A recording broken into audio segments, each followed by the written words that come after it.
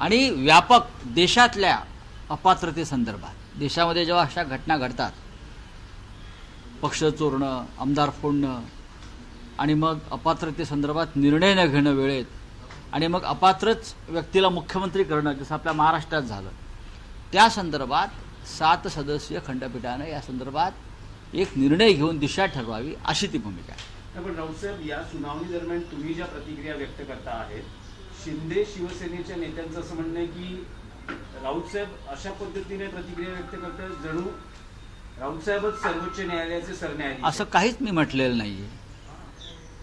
मी कधीही या भूमिकेतून मत व्यक्त केलं नाही. दिल्लीमध्ये सर्वोच्च न्यायालयाची सुनावणी संपल्यावर जेव्हा पत्रकार विचारतात की आज काय झालं, तेव्हा मी आतमध्ये घडलेल्या आमच्या भूमिकेविषयी सांगतो.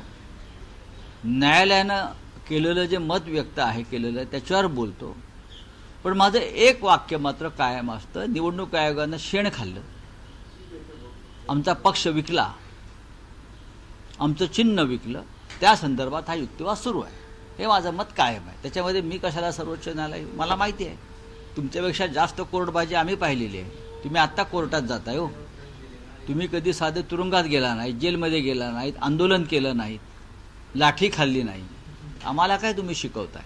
पण राऊतसाहेब, तुमच्याकडून जसे ज्येष्ठ विधिज्ञ कपिल सिब्बल आहेत, सलग 5 दिवस सुनावणी आणि त्यांनी जे युक्तिवादात मुद्दे मांडले आहेत, शक्यता अशी आहे किंवा पुढच्या काळात शिंदे शिवसेनेचे मांडू द्या ना, न्यायालय आहे, ज्येष्ठ विधिज्ञ असू द्या ना, असू द्या, न्यायालय आहे, दोन्ही बाजू ऐकल्या जातात, दोन्ही बाजू ऐकल्या जातात आणि त्या ऐकल्याशिवाय कोणतंही न्यायालय निर्णय घेत नाही. पण आमच्या प्रकरणामध्ये आमची बाजू ऐकली गेली नाही. निवडणूक आयोगात आधीच्या सुनावणीत हे आम्ही सांगतो आहोत.